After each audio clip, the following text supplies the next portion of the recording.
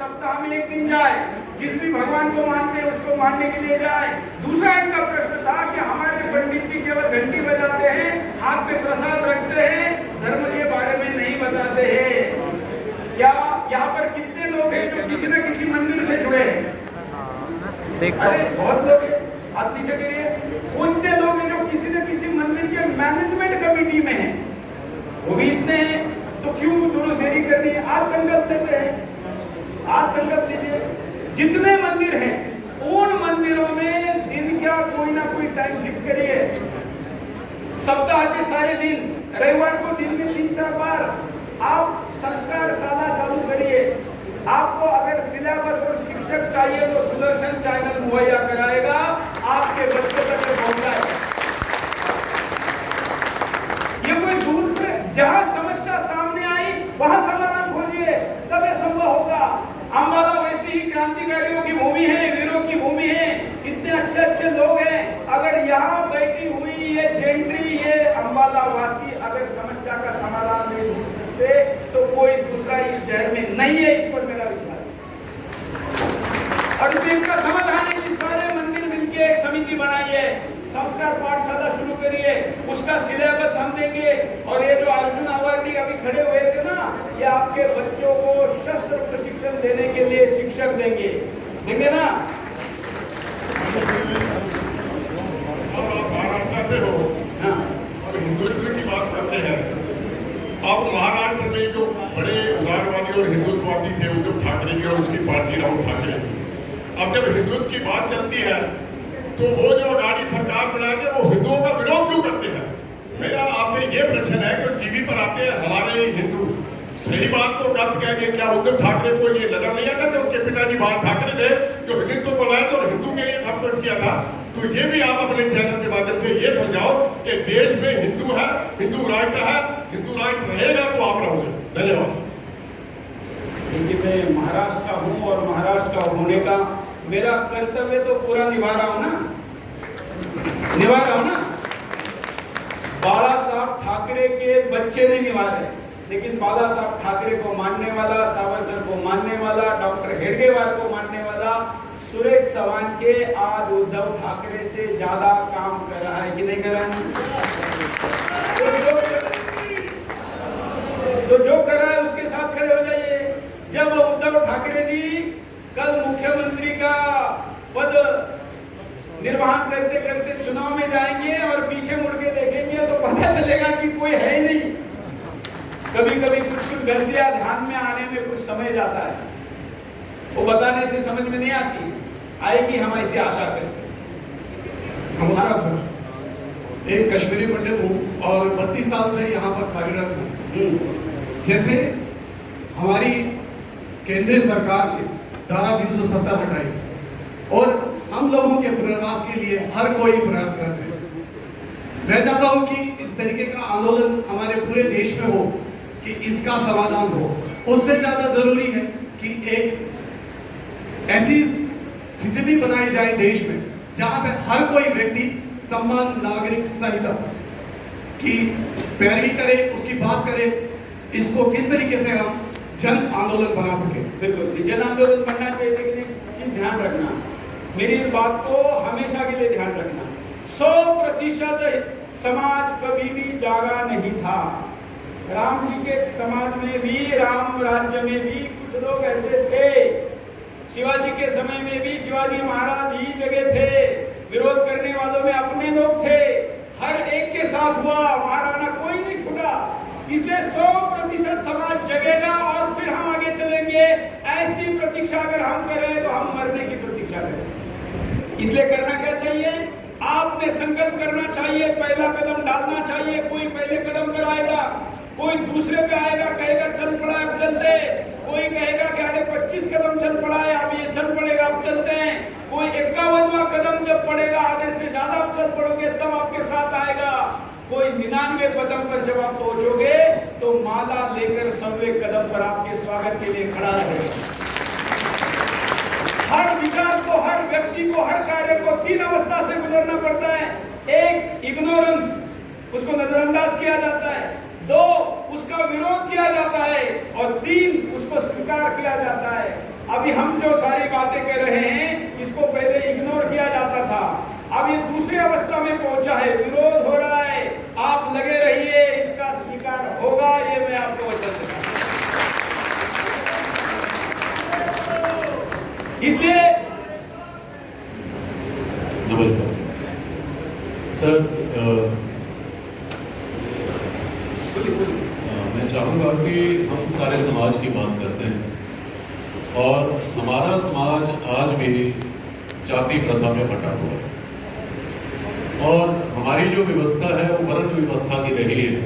हमारी जो संस्कृति है उसमें वर्ण व्यवस्था की बात है। शायद वो एकता वर्ण व्यवस्था है उसमें, तो वर्ण व्यवस्था की तरफ हम कब आएंगे ताकि ये जात पात के कारण हमारे अंदर जो फॉल्ट लाइंस हैं, हमारी जो एकता में बाधा है, वो कब तक दूर होगी? 2-3 प्रश्न एक साथ है इसमें, या उसको 2-3 प्रश्न बनाकर उत्तर दूंगा तो समाधान ज्यादा अच्छी तरीके से मिलेगा। पहले तो अभी कोई वर्ण व्यवस्था चल रही है, ऐसी स्थिति समाज में नहीं है। कोई वर्ण व्यवस्था चल रही है, जाति व्यवस्था है। जाति एक सत्य है और जाति व्यवस्था बुरी नहीं है, जातिवाद बुरा है। मानते? जाति व्यवस्था, ये देखिए अभी समय के साथ नई नई जातियां तैयार होती है और समय के साथ साथ पुरानी जातियां समाप्त होती है। जैसे उदाहरण के लिए जाति व्यवस्था क्या है?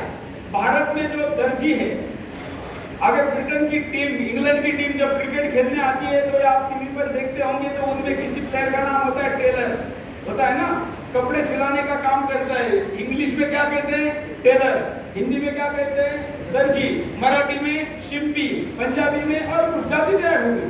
लेकिन समय अनुकूल ये सारी दुनिया में थी, ये सारी कर्म के आधार पर थी। किस आधार पे थी? कर्म के आधार पे। और हमारे धर्म में देखिए, बहुत बड़ी बात कहने जा रहा हूं, जो मीडिया के मित्र यहाँ बैठे होंगे, ध्यान रखना, आज की सबसे बड़ी बात, बाकी बातें तो होती रहती है। हमारी हिंदू दर्शन व्यवस्था में जाति कर्म के आधार पर होने के कारण जाति बदली जा सकती थी, लेकिन संविधान के अनुसार जाति नहीं बदली जा सकती। तो महान हिंदू दर्शन हुआ कि संविधान हुआ? क्या महान हुआ? अरे हमें तो जाति ने मान लिया है, संविधान ही हमको जाति में बदलने देता है। हम कितने, मतलब आज ऐसे हर जाति में अमीर व्यक्ति है और हर जाति में गरीब से गरीब व्यक्ति है कि नहीं? लेकिन उसको व्यवसाय के अनुरूप, उसको उसका कर्म बदलने के अनुरूप बदलने नहीं दिया जा रहा है। इसलिए इसमें बदलाव करने की जरूरत है। जाति व्यवस्था तब बदलेगी। नई व्यवस्था क्या है? अब सीए कौन सी पत्नी चाहता है? कोई सीए अपने को पत्नी खोजता है तो कौन खोजता है? सीए। कोई शिक्षक पत्नी चाहता है तो क्या खोजता है? शिक्षक। राजनेता कोई पत्नी खोजता है या अपनी बेटे को बहू खोजता है तो कौन खोजता है? राजनेता। ये नई जातियां शुरू हुई है, ठीक है ना? पत्रकार खोजता है तो कौन खोजता है? पत्रकार खोजता है। इसलिए ये नई जाति शुरू हुई है, ये व्यवस्था होगी। जाति व्यवस्था बुरी नहीं है, जातिवाद बुरा है, और वो जो भी करेगा उससे बड़ा हिंदू का दुश्मन कोई नहीं है। ये ध्यान रखिए, भले वो राजनीतिक दल हो, नेता हो या कोई संस्था हो या कोई। ये मेरा नमस्कार, मैं नम्रता गौड़, एडवोकेट। अभी पीछे से एक बात आई थी कि उनके जो भी है वो बहुत अच्छा पढ़ाते हैं। क्या इस बात पर विचार किया कि हम मंदिर में कभी पढ़ने गए हैं? क्या हमने कभी गुरुकुल के अंदर अपना एक बच्चा भी पढ़ने के लिए भेजा है? क्या धर्म का ज्ञान लेने के लिए कभी किसी अपने बच्चे को, अपने किसी रिश्तेदार को उत्साहित किया है, जागरूक किया है कि वो धर्म की शिक्षा लेने जाए? आज अगर कोई बच्ची या बच्चा, मेरे पास बहुत साल पहले की बात है, एक लड़की थी, बच्ची थी, डांस नहीं करना चाहती थी, वो जैन धर्म से ताल्लुक रखते थे। उनकी मदर ने उनको डरा दिया कि बेटा अगर तूने डांस नहीं किया तो मैं तेरे को जैन की साधरी बनवा दूंगी, डांस कर। अभी कुछ महीने पहले, क्योंकि मैं महिला आयोग की सदस्य रही हूँ, उसके नाते से जैसे समस्याएं महिलाओं की आती थी, तो एक महिला थी, ससुराल में रहना नहीं चाहती थी, वो अपने पिता के घर पर थी, और पिताजी जब मेरे पास लेकर आए तो उन्होंने उसके ऊपर क्या दबाव बनाया मेरी थोड़ी सी अनुपस्थिति में कि या तो तू ससुराल चली जा तेरे को मैं साध्वी बनवा दूंगा। साध्वी मतलब किसी मठ में छोड़ दूंगा, लेकिन तेरे को अपने घर पर नहीं रखूंगा। तो इस तरह का दबाव, डराना, क्या वो अच्छी बात है? अगर हम चाहते हैं अपने धर्म की बात करना, तो हमें शिक्षक का ढूंढना है, वो जरूरी है, लेकिन उससे पहले हमें विद्यार्थी भी तो बनना है। बिल्कुल। विद्यार्थी कौन बनेगा? आज अपने संस्कार हम अपने बच्चों को नहीं देते हैं। क्या होगा? हमें गुरुकुल की तरफ अपने बच्चों को भेजने की प्रथा, हमें धार्मिक जनेऊ धारण आपका प्रश्न ध्यान में आ गया। देखिए, हम लोगों को सिखाने की व्यवस्था हमारे यहाँ मंदिरों के साथ साथ मठों में, आश्रमों में है क्या? नहीं है। लेकिन पिछले 2-3 दशकों से हमारे साधु संतों पर मीडिया ने हमला किया। फिल्मों में, कोई भी फिल्म देखिए, आपको बुरा आदमी दिखेगा, मूछ वाला ठाकुर, आपको मिलावट करने वाला दिखेगा कोई हमारा व्यवसायी भाई, भ्रष्ट दिखेगा मंदिर का पुजारी। ये षड्यंत्र पूर्वक किया गया। न्यूज चैनलों ने भी इस पाप में सबसे बड़ी भागीदारी की है। बड़े बड़े साधु संत जिनके ऊपर फर्जी आरोप लगाकर उनको जेल में डाला है, तब जब चैनल वाला झूठ दिखा रहे थे तो हम लोग ही उस चैनल वाले के साथ खड़े थे। ये हमारा पाप है, और हमारे पाप का भागी हमारे बच्चे हैं, क्योंकि चैनल वाले अपने टीआरपी के लिए किसी संत को बलात्कारी कह रहे थे और हम भी उसके हाँ में हाँ मिला रहे थे। हम समझ नहीं रहे थे कि एक बड़े षड्यंत्र का हिस्सा है। आज हमारे 20,000 से ज्यादा साधु संत जेलों में पड़े हुए हैं। कितने? 20,000 बड़े बड़े। और आज फिर सिखाएगा कौन? फिर तो अगर किसी को कोई सिखाने का प्रयास करता है तो उसको बताया जाता है, देख तेरा हाल भी वैसा कर दूंगा। आज विदेश से आने वाला पैसे का परिणाम है कि देश में ईसाई मिशनरी, आपके बगल में पंजाब देखिए, पंजाब के क्या हाल है। अरे धर्म के लिए मर मिटने वाला हमारा सरदार भाई वो ईसाई बन रहा है। कल सपने में भी नहीं तो सोचा जा सकता था, हो रहा है। ये स्थिति है, और इसलिए हमारे बच्चों को पढ़ाने के लिए कोई और नहीं आएगा, शुरुआत हमको करनी पड़ेगी। एक आखिरी प्रश्न लेते हैं। हाँ बोलिए, जोर से बोलिए।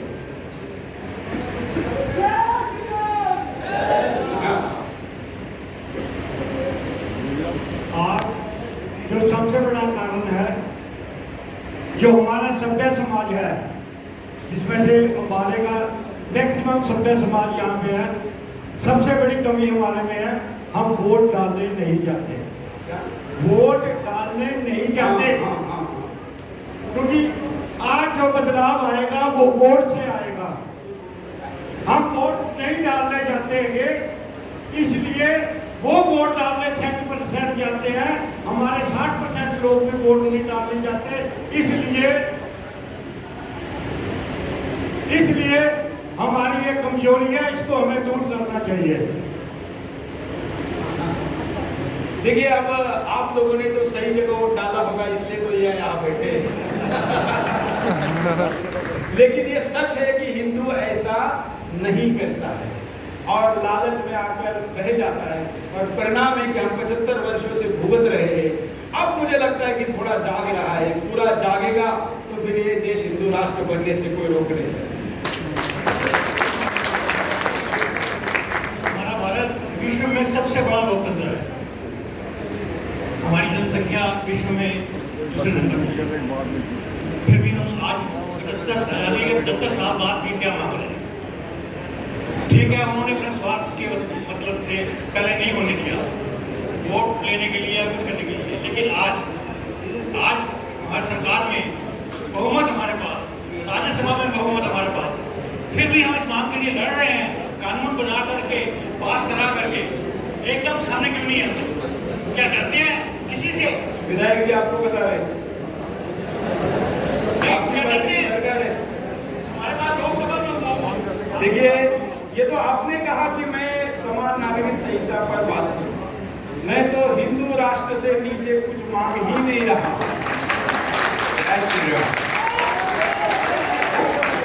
देखिए,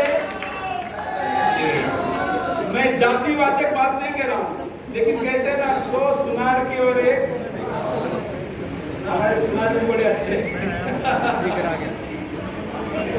एक ध्यान रखिए, मेरा ये मानना है, ये रोज रोज का मरना, लेते, एक दो लेते।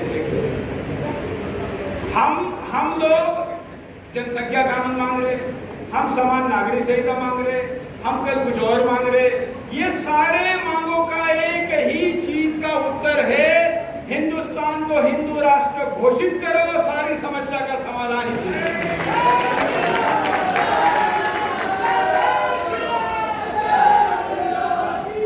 तो कार्यक्रम के आखिर में हिंदू राष्ट्र की शपथ लेंगे, केस हो जाएगी।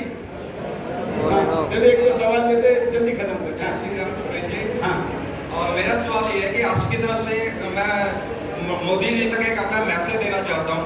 वो ये मैसेज है कि जैसे सभी धर्मों में एक केंद्र बिंदु होता है। सभी धर्म नहीं है, धर्म एक ही है, दूसरे मजहब है, रिलीजन है जी। तो आप किसके बारे में कहना चाहते हैं? मैं सभी के बारे में बात कर रहा हूँ कि सबका एक केंद्र बिंदु है, लेकिन हिंदू धर्म में दिवाली 2, होली 2, हर त्योहार 2-2 बार हो जाते हैं। तो हमारा भी एक केंद्र बिंदु हो, अयोध्या जो बनने लगा कि वहीं से हमें सभी हिंदुओं का डायरेक्शन हो कि एक ही दिन दिवाली मनेगी, एक ही दिन होली मनेगी, हमारा संगठन हो ताकि हम सभी संगठित होके सभी भाईचारे से एक ही दिन सारा त्योहार सेलिब्रेट करें। जी, ये गलत कैसे बताइए। देखिए, वो कोई गलत चीज कर रहे हैं। वो आकाश की तरफ देखकर कह रहे कि चांद दिखा क्या, और फिर ईद मनाते हैं।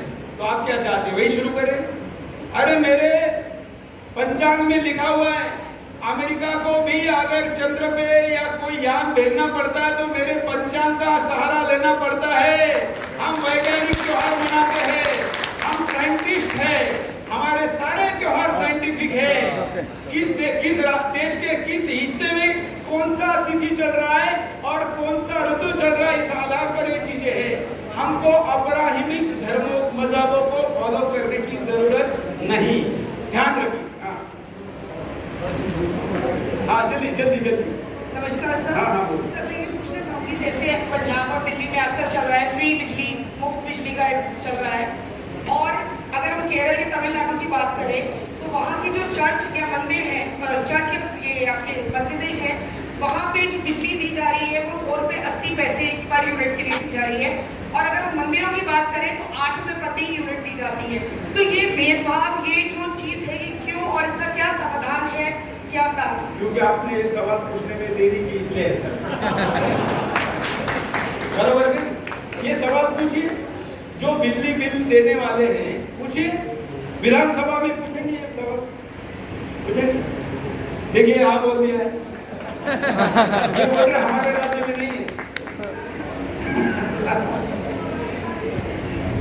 देखिए ये सब कुछ इसलिए है, आप जानते हैं दिल्ली के जामा मस्जिद का 2.5 करोड़ रुपए का बिल माफ हुआ। कितना? 2.5 करोड़। अभी गूगल करिए, इंदौर नगर पालिका ने 2 मुस्लिम बहुसंख्यक वार्ड में 2.5 करोड़ रुपए की बिजली माफ की, जिसकी आबादी कनेक्शन 800 है, पर कनेक्शन 40,000 रुपए से ज्यादा है। कितनी? 2.5 करोड़। लेकिन हमारे मंदिरों के कनेक्शन काटे जाते हैं हजार रुपए के बिल के लिए। ये इसलिए है क्योंकि हम जागे नहीं है। हमारे मंदिरों में घंटी बजाने के लिए क्या है, मशीन लगा हुआ है, लगा है कि नहीं? अगर एक और अभियान चलाइए, अगर इस क्षेत्र में किसी भी मंदिर में घंटी या नगाड़ा बजाने के लिए मशीन लगा हुआ है तो उसको बाहर निकाल कर उसकी होली करिए। ये निष्क्रिय हिंदू का सबसे बड़ा उदाहरण है, सबूत है। अरे घंटी बजाने के लिए मशीन, नगाड़ा बजाने के लिए मशीन, ये तेरा काम है, ठीक है ना? ये मशीन से धर्म पकड़ने वाले लोग कभी धर्म की रक्षा नहीं कर सकते, इसलिए ये प्रतीक हमको करना पड़ेगा। ये करिए, हो जाएगा, फ्री में मिलेगी। रही फ्री में मिलने वाली केजरीवाल जी की बात, क्योंकि मैं नाम लेके ही बात करता हूँ, मैं बगैर नाम लेके करता नहीं, तो मैं आपके लिए बता दूं कि अभी केजरीवाल हो, अखिलेश हो, ये बीजेपी से ज्यादा हिंदूवादी अगले कुछ दिनों में दिखने लगेंगे। मेरी भविष्यवाणी यहाँ पर करके जा रहा हूँ। पहले लोग अपने आप को हिंदू नहीं कहते थे, अब हिंदू ममता बनर्जी भी दुर्गा पूजा की आरती करने लगी है, वो खुद वहां पर दुर्गा सप्तशती का पाठ बोल के दिखाने लगी है। अगले कुछ दिन आप ऐसे ही जागेंगे, 44 डिग्री में एकत्र होंगे तो वो तिलक भी लगाएगी, आरती भी गाएगी, और अब मैं गर्व से हिंदू हूँ भी कहेगी, ये ध्यान रखना।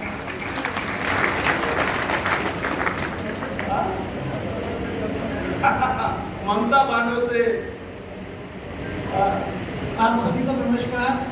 अभी मेरी बहन ने जेंट्स को लेकर कुछ बात कही, मैं नहीं समझता कि वो बहन किस दुनिया में रहती हैं।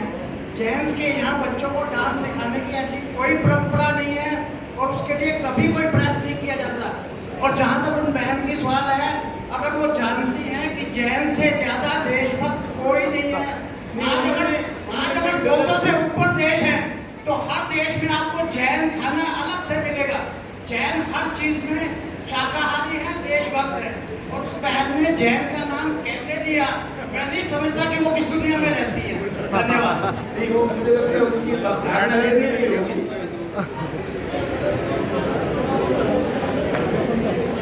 देखिए, मैं अपने तरफ से मेरा जैनियों का अनुभव बताता हूँ।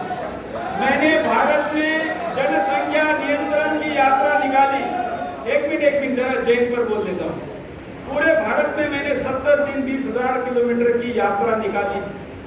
उस यात्रा में दान लेने वालों में सबसे ज्यादा आगे बढ़ चढ़कर अगर कोई था तो जैन और वैश्य भाई थे पूरे देश में। एक राज्य में नहीं, तमिलनाडु में भी और सारे राज्यों में। और अगर जैनियों पर सबसे ज्यादा कभी भी कोई चैनल बोलता है तो सुरेश चौहान के बोलता है। अनूप मंडल जो जैनियों के विरुद्ध बोलता है, उसका मैंने बैंड बजाकर शटर डाउन करवाया, पता है ना। पुस्तक बंद हो गई, संगठन बंद हो गया। हाँ, जय श्री राम, भारत माता की। सुरेश जी, हमारा एक लोगों ने क्वेश्चन पूछे, हम क्वेश्चन नहीं पूछ रहे आपसे। हम तो लोगों से एक बात कहना चाहते हैं कि शस्त्र को बचाने के लिए शस्त्र की जरूरत है, अहिंसा को स्थापित करने के लिए हिंसा की जरूरत है। और मैं भारत को हिंदू राष्ट्र भी, पाकिस्तान और बांग्लादेश को भी हिंदू राष्ट्र बनाने का संकल्प ले चुका हूँ। भारत माता की। और अपने अपने घरों में गुंडे पैदा करो, क्योंकि जरूरी है, तुमसे लड़ने के लिए गुंडे जरूरी है। सही बात नहीं है। आपका एक मिनट, आपका यह वीडियो देखकर हिंदू विरोधी इसका दुरुपयोग करें। आप तो अच्छे शब्दों में कह रहे हैं। देखिए, मुल्ला देश तोड़ने की बात करता है लेकिन सोफिस्टिकेटेड करता है और भाईचारे के नाम पर दुनिया भर की वाहवाही लूटता है। हम अच्छा काम करते हैं, बलिदान देने के लिए तैयार रहते हैं, लेकिन हम कोई ऐसा बोल देते हैं जिस वीडियो का उपयोग वो दुरुपयोग में करते हैं। आप बजरंगी हो, बराबर? हाँ, मतलब बजरंगी है तो बजरंगी जो, देखिए ये भी बात गड़बड़ हो गई ना, अभी हमको बताना पड़ रहा है। हम बजरंगी है या धर्म के लिए लड़ने वाले जो लोग हैं, आप लोगों से बड़ा देशभक्त इस देश में कोई नहीं है, इस पर मुझे पूरा भरोसा। लेकिन हम ट्रैप तो नहीं हो रहे ना। कई साधु संतों को मैं कहता हूं, अरे जो करना है वो बताते क्यों हो? समझ गए मैं क्या कहना चाहता हूँ? जो कर भी देना है वो बताना क्यों है?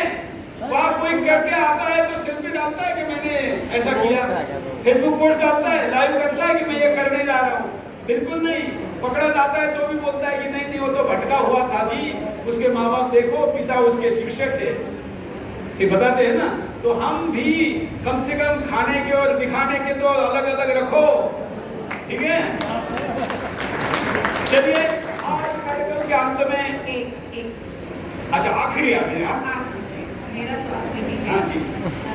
हम यहाँ से धर्म को बचाने की बात कर रहे हैं, धर्म को फैलाने की बात कर रहे हैं। बस एक ही क्वेश्चन, क्या हम अपनी भारतीय भाषाओं को बचाए बिना अपने धर्म को बचा सकते हैं? आज जो हालत है टेक्नोलॉजी की वजह से, हमारी लिपि तो हर रोज मर रही है। और जब लिपि हम पढ़ नहीं पाएंगे, हमारे बच्चे समझ नहीं पाएंगे, तो शस्त्र कैसे पढ़ेंगे, शास्त्र कैसे पढ़ेंगे? और फिर शास्त्र जब पढ़ेंगे नहीं तो फिर वो शौर्य कहाँ से आएगा? ये क्वेश्चन है मेरा। और मेरा अपना मानना कि भाषाओं, अपनी भाषाओं को बचाए बिना, हिंदी भाषा है और बहुत सी भारतीय भाषा, सारी भाषा हमारे हैं और उनको बढ़ाना चाहिए। अब 100 बात की एक बात, कितनी बात की? मेरे पीछे में 100 बात की एक बात। जो सारी बातें की, जो सारे सपने देखे, जैसा हिंदुस्तान हम चाहते हैं, उसके लिए अगर कोई एक उपाय है तो हिंदू राष्ट्र और उसकी शपथ लेने के लिए जगह पर खड़े हो जाइए। हाँ, जरा माइक, कैमरे इधर लाओ। बधाई देना सब लोगों को।